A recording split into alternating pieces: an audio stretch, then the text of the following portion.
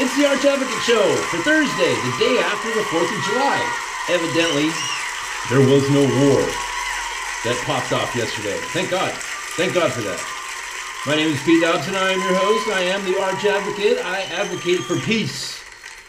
Peace by way of superior firepower. Peace by way of an elevated position. And peace by way of the introduction of justice into a situation. Peace is not the absence of war, it is the presence of justice. And we are in a very strange time right now as American people. And we're going to get into that, and we're going to get into some other things, but first we're going to get into something that's actually fun to talk about. All right, David Hogg. Now we all remember David Hogg, right? The controversial, and when I say controversial, I mean there was, after the Parkland shooting, and God rest the souls of those children who lost their lives. But the mainstream media decided to use two of those kids as a prop, right? As a puppet. And when they got tired of those kids, they just kind of disappeared and their 15 minutes of fame was over. Which is a whole nother demonstration of evil. You know, that was... There's a lot of people that would look at that and say, well, I mean, I guess that's just the natural progression. But it's like, no, you know... CNN didn't care about those kids. They cared about ratings. They wanted to put a face to the emotion, right? They got these kids, right? Because anybody who's a parent, and well, I mean, you don't even have to be a parent. I mean, anybody who's not a sociopath knows that we have to protect the most vulnerable of our citizens. You know what I mean? When you see children being victimized, like even if you don't have kids, you're going to look at that, providing you're not a sociopath. You're going to look at that and say, no, there's an injustice here, and I need to inject justice into this situation and protect the lives of those kids. Like it's something in our DNA. And then after that shooting, you know, we were all on edge. You know what I mean? There was something in us that was saying, oh, we need to protect these kids. And so what CNN did was they put a face to that emotion and shoved it into the face of the American people and said, look, we have to listen to these kids, man. We got to change the Constitution. Look at these kids, right? And then David Hogg went off, and it turns out, like, boy, he was just an angry little punk. You know, he didn't want to have rational arguments. He just wanted to call people names and you know, say the F word a whole bunch. Now, listen, I say the F word. I say it a lot, all right? Now, I'm cleaning up my act on this show, but let me explain. Just, if you want to know the truth about me, like when I hang out with the fellas, there's a lot of cussing and gibbering, jabbering, and, you know, ball breaking and that sort of thing, because I'm a guy, right? I'm certainly not going to go on television, drop a bunch of F-bombs, you know what I mean? Because it's discourteous. It's bad manners. It's poor etiquette. It's an indication of really terrible parenting. You know what I mean? Like, why would you know what I mean? Like, where was that kid's dad to come and smack the crap out of him and say, dude, you can't be cussing. You know what I mean? Like, if you're going to be the leader of a movement, you can't be, that's why you never hear politicians cussing. All right? It's kind of like an unwritten law. You don't do that. But anyways, you know, there was that whole controversy, and David Hogg, like, he would boycott, like he boycotted Laura Ingraham, and then she took like a week off, came back to work, and boom, all of her remaining sponsors were just shoveling cash to her show. And a whole bunch of other new sponsors came along and just started giving her lots of dough. Like, because he boycotted her, she made a bunch of money. Backfire. Because David Hogg was calling for the boycott of the NRA saw more numbers than they'd ever seen before. Right? They saw more contributions coming in, more memberships than that, I believe, in the history of that organization. Like, never at one condensed time had they ever seen such an influx of traffic. All right? So everything, he's like Bizarro King Midas. All right? You guys remember Superman? Remember there's Superman, there's Bizarro Superman. Right? Bizarro Superman's evil. Well, you know, everything that David Hogg was like Bizarro King Midas. Everything he touched to destroy turned to gold. Everything. There was like three. It was, I can't remember what the third one was, but like everything he touched turned to gold. So keep that in mind because I have to explain this other thing to get to the third thing that I want to explain. So there was this other kid. He just turned 17, but he was 16 years old, right? And good dude, right? His mom and his dad still, married, and they're just living out their lives. And their family last name is also Hogg with 2 G's, right? And this young man his also name is David, and also he's the same high school age as all these other, the kids at Parkland, right? And so all of a sudden, this poor kid named David Hogg, right, who's like the other David Hogg, like he's Bizarro David Hogg, and then there's this other kid named David Hogg, who all of a sudden just started getting a whole bunch of hate, right, from the right, like our people. And a whole bunch of people were writing this kid saying, "Hey, you need, you little skinny runt, like saying all these horrible things." I don't know if they were horrible. I never actually read any of it, but I could see the way that I saw it is I saw one of his tweets, and this young man handled that situation because he was receiving the hatred from that was directed at Bizarro David Hogg. Right? He was receiving it because his name was David Hogg. He's the same age, right, as the other David Hogg, and he was getting all this stuff, and the way that he handled it was like a grown ass man. What he did is he reached out on social media to everybody, and he said, "Hey, look, all right, I'm not that David Hogg, right? I'm another David Hogg. As a matter of fact, like, I'm absolutely opposed to everything that Bizarro David Hogg is doing, And because of that, everybody was like, "Oh, dude, I'm sorry, man. Right? My bad. Come on, easy mistake. There's 2 of you. Who knew? You know what I mean?" So I made a joke yesterday. I made a couple of videos yesterday because when I was recording the podcast, my GoPro died, and it screwed me all up, so I wasn't able to do the video show for YouTube, the podcast show.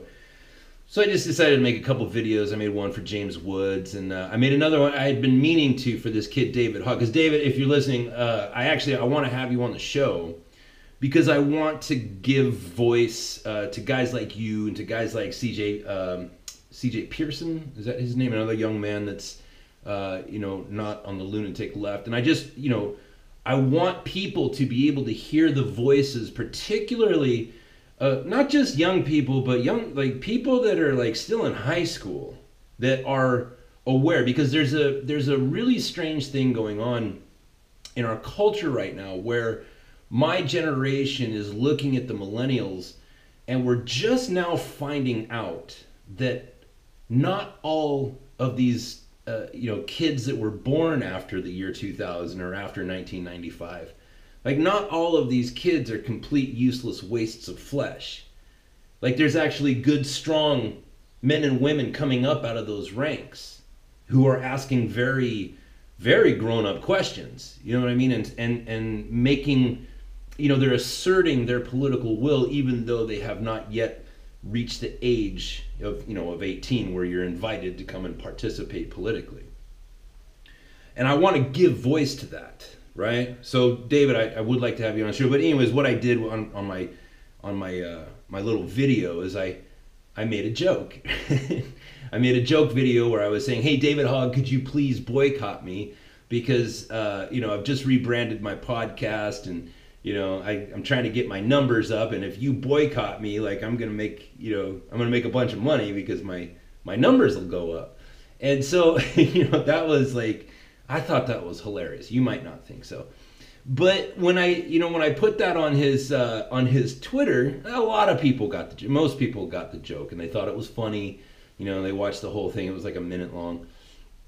But there was a bunch of people that wrote me, and they're like, "Dude, it's the wrong David Hogg, and you need to do your research or whatever." And it's one thing that reminded me of, and this will be helpful, I believe, right? Because on the old show, the Crypto Currently podcast, on the old show, I did a segment one time about the importance of a sense of humor. right? You have to keep in mind, like, whatever you have in your life, like in your, genetic makeup, like your immune system, right? You have an immune system, and it is vital to your life. If you don't have that, you're gonna die, right? You have instincts. You know what I mean? Like if you're out in the woods and you see a bear far off, you're going to get a flood of chemicals in your body that tells you, like, you need to start behaving differently than you did 5 seconds ago. There's something that you need to do, and your instincts will tell you that. Well, if that's true, like if all of those things that come with your life, like the fact that you get hungry every 3 hours or whatever, you're like, your body will remind you that it's time to eat.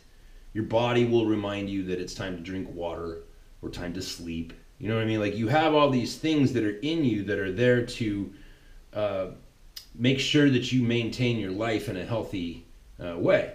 Well, if that's all true, then a sense of humor is also part of that. It has to be equal in importance to your immune system. You follow? And there's a lot of people that on the left, and this was why I did that segment, is that one thing that really catches my eye is that these leftists, they don't have a sense of humor. They don't want to be entertained, and it's evidenced by, there's a whole bunch of comedians that they just won't do, like stand-up comedians. They won't go on colleges anymore because they're like, well, these kids, they just don't have a sense of humor. I can't make them laugh. They're just angry. And you can see it, like if you watch those segments of like the Samantha Bee show or Jimmy Kimmel, or what's the other guy that used to be on Comedy Central, Stephen Colbert, who I used to love. I used to love that guy, man. It's such a bummer that those guys aren't funny anymore. And you know that they're not funny. Like if you watch their show and listen, right? Listen to the crowd. They're not laughing. They're hooping and hollering. They're clapping, but that's not the same as laughter, right? When you're clapping and going, ooh, like that's, you're agreeing, but it's not the same as laughing. And people need to be able to laugh at stuff, particularly now because the stress is so high. That's what your sense of humor, the primary reason that you need to laugh is because it helps you to deal with stress. And I saw that, in that, when I sent that video to that Mr. Good David Hogg, the Superman of the David Hogg category, not the Bizarro Superman. When I sent that, there were people that didn't get the joke. Now, it could be for a number of reasons. It could be because although I think I'm hilarious, and in fact, I am supremely confident that I am just a barrel of monkeys. All right, I'm a laugh riot. But some people don't find my sense of humor to be, all that funny.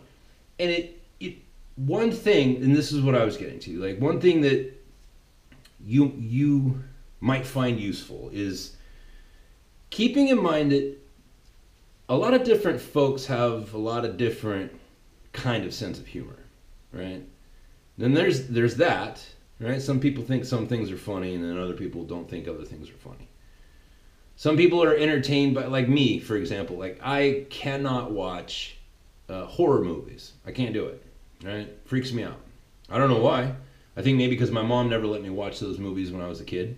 But, I have a different palate, right? I used to know, there was this girl that I dated in high school, and her mom, I remember talking with her mom. Do you remember those cartoons, the drawing cartoons by Larson, Dave Larson, or whatever, his last name was Larson, but he wrote the Far Side comics. Do you remember that? The Far Side comics, which was hilarious to me. But I was talking to my girlfriend's mom, and she said, like, the Far Side comics are stupid. This is so dumb, like it makes me angry that this is a thing that happens in the world. Because like the Far Side comics, it would be like a picture, a drawing of like 3 cowboys sitting around a campfire, and one guy says to the other, like, hey Jake, why don't you pull that thing out of your back pocket and play us a tune? Like you would think like there would be like a harmonica or something that, or whatever. But in the picture, instead of it being like a harmonica, it was a grand piano right? It was so over the top and ridiculous that it was like, well, that's why it's funny. The guy's sitting there at the campfire and he's got a grand piano sticking out of his back pocket. And the guy's like, hey, Jake, why don't you pull that out of your pocket and play us a tune? It's so ridiculous that that's why it's funny. And this lady, like, she had no room for that in her life. And she also said that she hated the movie Airplane. And it was like at that, like, you know, I was 17 years old, 17, 18, well, because I dated that girl for a couple of years. But at some point in those couple of years, like, that's when I remember standing there in the kitchen and realizing, like, oh, wow, like, you have a completely different sense of humor. And I'm helpless here. If you don't think that the movie Airplane is just absolutely hilarious, like, I don't know how to respond to that. What do you say to somebody? It's like, no, don't you understand, like, when the nun is carrying the guitar back and she hits everybody on the head with the guitar on accident? Like, that's hilarious. Right? When the two brothers are speaking jive to Mrs. Cleaver from the hit show Leave It to Beaver, you know what I mean? Like, how do you not piss yourself laughing? That's hilarious. But she didn't get it. And to tell you the truth, like, I look back on that and I realized, like, she was actually a very hardcore liberal, and, like, short hair and the whole shebang. She thought President Clinton was the bee's knees. But, you know, I don't know if that's, like, if spiritually, like, being like this, like, a progressive is what it is, that it's like, oh no, we have to progress. We have to let people be transgendered. We have to to understand pedophiles. We have to let prisoners go out of prison. It's like, no, we don't. No, we don't. Like, I wonder if there is some sort of connection between the lack of sense of humor and progressive ideologies. Maybe that's why those people aren't funny. Maybe that's why those people cannot come to the table of reason. You know what I mean? I see that as a spiritual problem, because when you've got a bunch of people who are stressed out already and they don't have a release, they don't have comedy, they don't have a way of looking at things and transcending it through laughter. You know what I mean? That's how you get to a place where there is so much violence. So anyways, before I move on, I just want to say, hey, David Hogg, thank you for laughing, right? And I would love it if you did a call-in as a guest on my show, because I just, you know, I want people to be able to hear your voice and, in a sense, sort of get to know you and get to know your generation, and to have that hope that, you know, the people that are your age that we see on TV do not represent the whole. You understand? Like, I believe that that's important. And if you would like, I would certainly appreciate having you on. Moving on. So there was no war this weekend. Thank God for that. But we saw, there was a couple things. Now, a few days ago, and I've already talked about this, but we saw the event, the violence that happened in Portland when a group of men and women came together to pray I'm assuming downtown Portland. And the AnqueefA terrorists, by the way, they've been labeled as terrorists by, I believe it's the Department of Homeland Security. AnqueefA terrorists showed up and decided that they wanted to strike people with batons, which is that's attempted murder, by the way. A baton is a deadly weapon, right? And when you start swinging it at people unprovoked, that's attempted murder. When you swing it at people in self-defense, that's self-defense, and that goes into a whole different category of people. Now, you might be asking yourselves, like, why would they attack a bunch of people that are gathered to pray? Right? Because the left is always telling us how tolerant they are of Islam, how tolerant they are of all the different religions, man, except Christianity. You ever think about that? Like, why is that? Like, in that insanity, when you look, like, when you hear these liberals talking, or maybe you know liberals, and you try to get them on that topic, it's like, well, why are you so tolerant of all the different religions, even the ones who hate us, but you hate Christianity so much? Why? And they'll say, oh, well, because of the Crusades, look at all the evil. It's like, oh, okay, tell me about the Crusades. I'm a big dummy and I don't know anything. Explain to me what happened during the Crusades. Oh, that's when the Christians, they just went crazy and just started killing a bunch of Muslims. And it's like, what else? You know what I mean? Like, get them talking about it and you will soon find out they don't know. They're just parroting what their college professor told them. Like, they don't actually know the history of, like, well, why did the Crusades happen? What was involved? What was the, the terrain of the times, But it doesn't really matter because ultimately they just hate Christianity, right? So why is it? Like, what's the mechanics of why is it that they will rebuke anybody for being intolerant of other religions, right? They'll call you an Islamophobe. They'll call you a xenophobe, right? But when it comes to Christianity, it's like, oh yeah, we got to get those Christians. Why? Well, it's real simple, actually. Because in our DNA, we all understand that the enemy of my enemy is my friend, right? The enemy of your enemy is your friend. That's, I believe that's the art of war. The enemy of your enemy is your friend. And these people see Christianity as the enemy. So it's not that they love Islam, it's just that in their minds they believe that,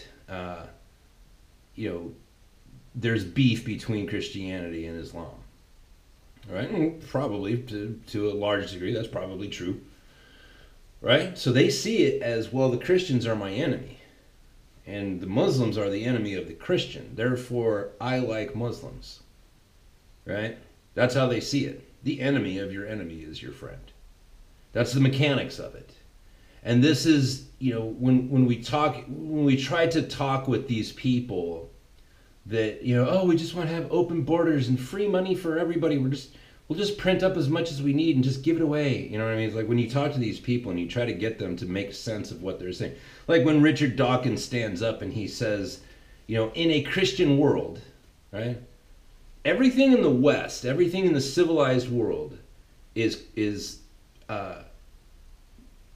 there's a reason why most of a great deal of the flags of European countries have Christian symbols on them. Some of them, like Sweden, it's just a cross. That's what their flag is. It's a crucifix, right? And a cross. And, there's a reason for that. Is because Christianity influenced Europe. And if you want to see, like the amount of influence, just go back in history, right? Open up some history books and look at what Europe was like. Look at what England was like before the influence of Christianity, man. Those people were freaking animals. Animals. Literal barbarians, right? Literal. That's where that word comes from. It comes from Europe, right? Absolutely. And if you go back there, it's like, okay, well, take Christianity out of it. Take Christianity out of it. Then what arc, what arc of history were those people on? Where would they have ended up without Christianity? And it's not a good conclusion that you come to. It's like, man, they would have killed each other, all of them. And when Richard Dawkins stands in a Christian nation up on a podium with a microphone and he says, mock them, mock the religious people. Right? He doesn't have the balls to actually say Christians, but he says, mock the religious people. They need to be made ashamed of. They're holding us all back. Right? But he didn't mean that. He meant Christians. Because if he did truly mean that, then he would have gone down and preached that gospel to Saudi Arabia. He would have gone to Iran and taught his lessons there, right? But he didn't do that because he knows that if he would have gone to one of those nations and said that, he would have gotten punched in the face or worse. It's disingenuous when people criticize Christianity while standing in a Christian land where they know that they're surrounded by Christians who will not retaliate. Like that thing that was called a piece of art, was Piss Christ, where somebody took a jar and just put a crucifix with Jesus on the cross and filled it full of piss and put it on a shelf and called it art. Well, it's like, well, it's very courageous to do that when you know that it is in our teachings, it's in the fabric of our beliefs to not come at you and punch you in the face. You want to be courageous with your art, why don't you go Why don't you go paint a picture of Muhammad, and we'll see how courageous you are then. Why don't you do something dangerous instead of attacking people who you know that it's in, one of our most prized teachings is turn the other cheek, right? When you know that, it's disingenuous. And so when we see, the people gathering together in Portland to pray, right? Prayer. That's a spiritual thing, isn't it? It's also a spiritual thing when other people come to attack them for coming there to pray. The very people who claim to be the emissaries of peace and tolerance and understanding. That's a spiritual thing. That they would go and attack those people. And the guy that was highlighted during over last week, the guy that had those knockout punches that we all saw, his name is Ethan. I don't remember what his last name is. I'm sorry, but I wrote to the Proud Boys and I asked them to have somebody contact me to come on the show. But you guys, listen. That guy that was defending himself against the guy who was swinging that baton at him, he got arrested. Right? I don't know why. I don't know what the charges are. I don't know if there was bail. I don't know if he's out right now. But the AnqueefA terrorists in that state, the state of Oregon, have already began organizing to attack this man at his own wedding in September. Right? Now that's even more demonic. Right? And these people, if you look up on Twitter, you look up AnqueefA sites, they're all weak in numbers. They don't have the numbers, and they're always those skinny, soyed out, weaklings. And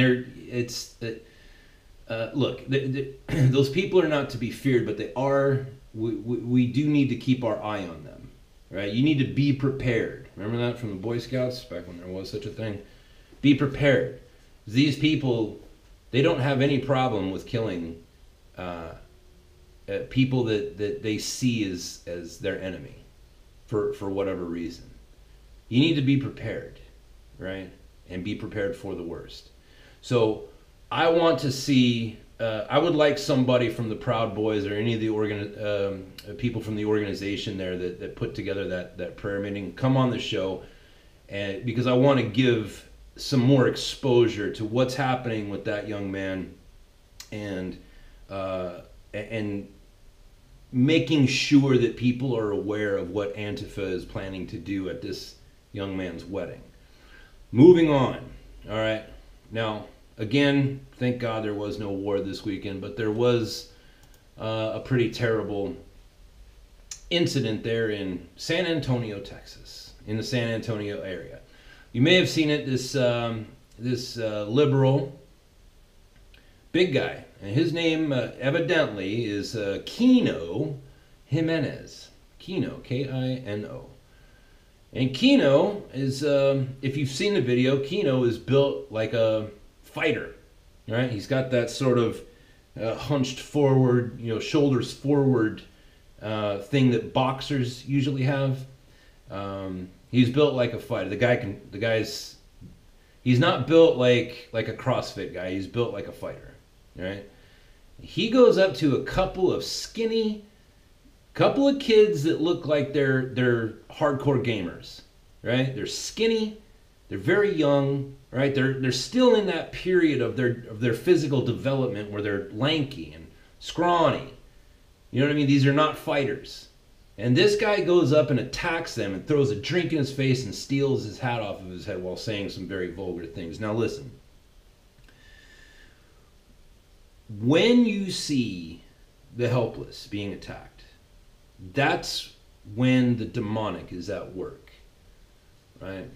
Like if you're fighting in a war where everybody in the theater of battle just kind of knows what's going on, like, hey, we're all going to start killing one another here pretty quick, right? Now that is a spiritual thing unto itself, but it's a completely different thing when it's a sociopath attacking people that don't stand a chance physically against him, right?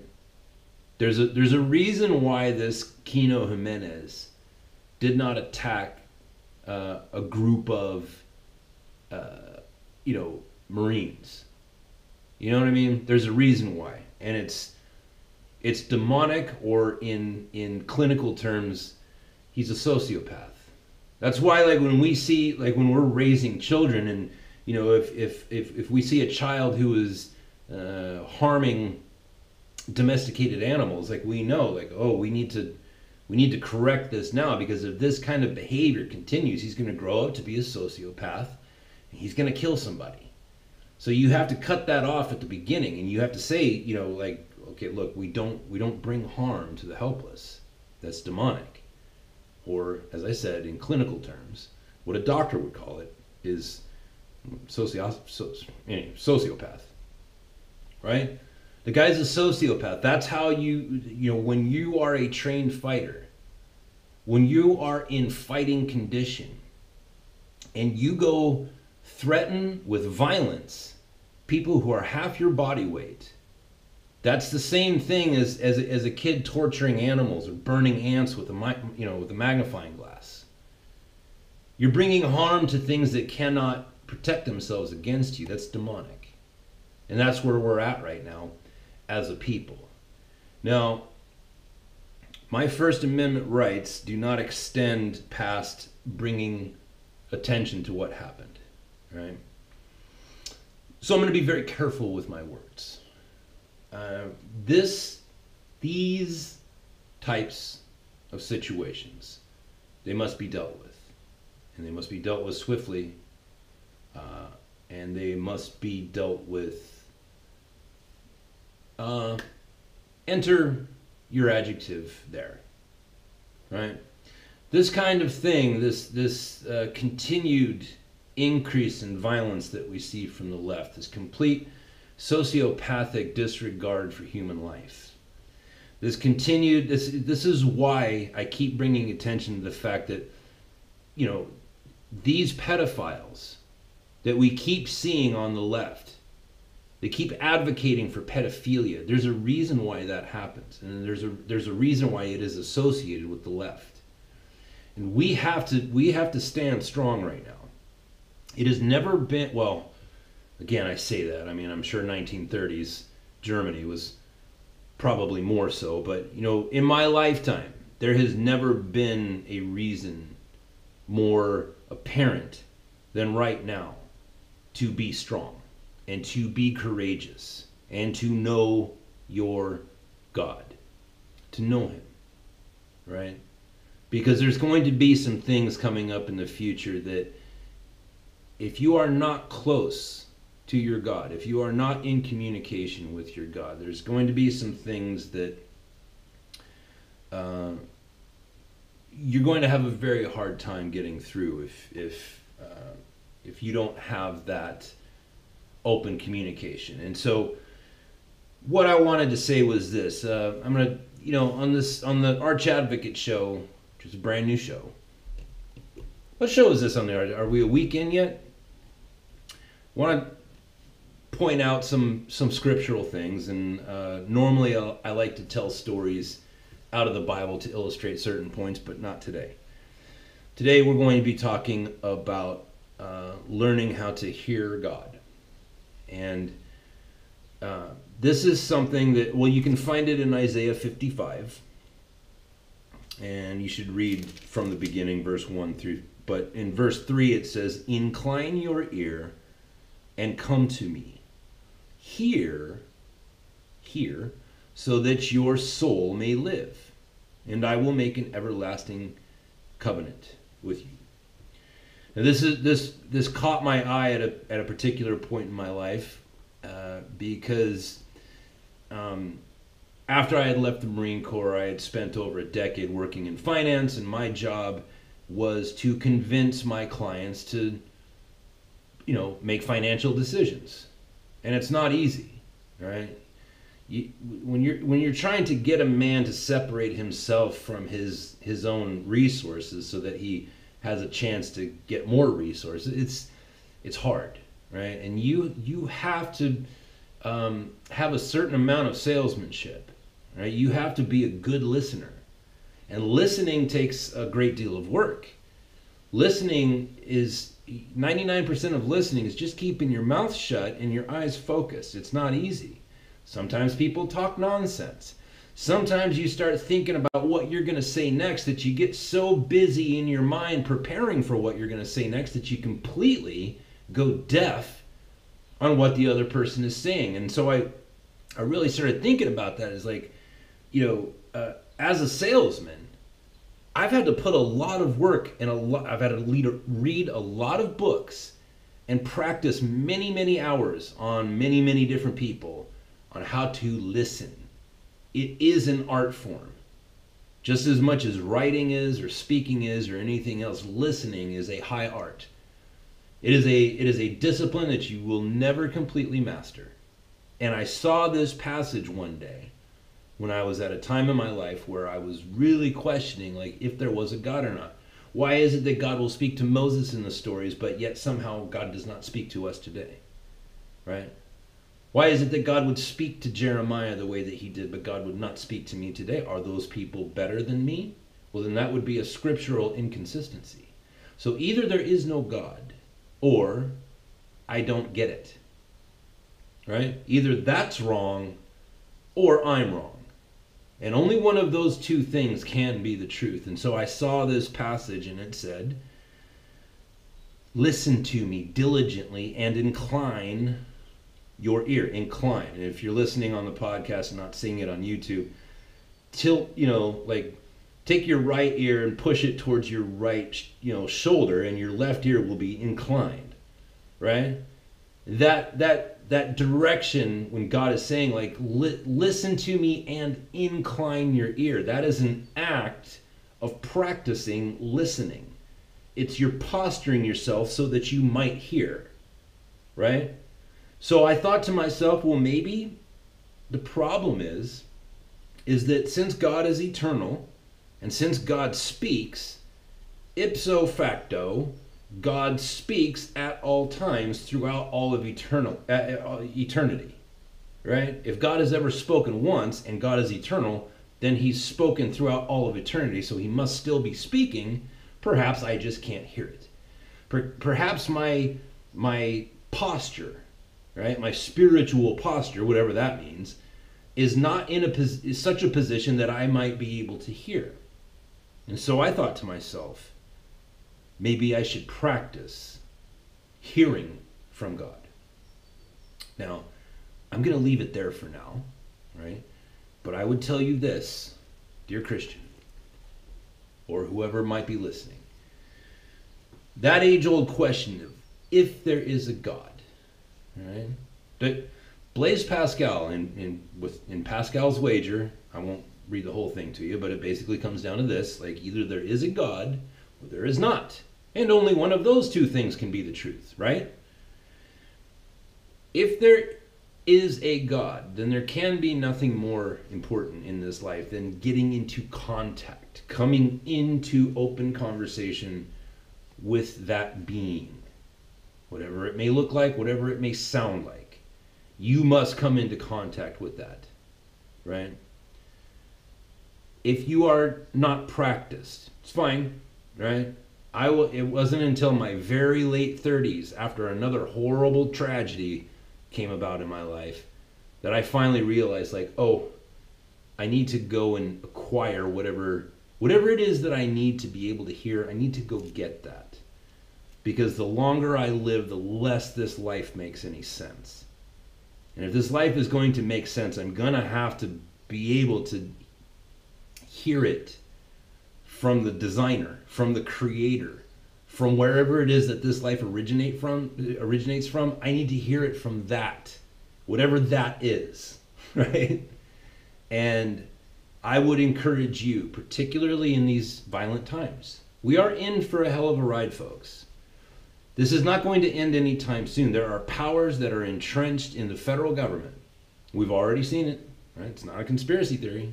James Comey, right? And a bunch of others.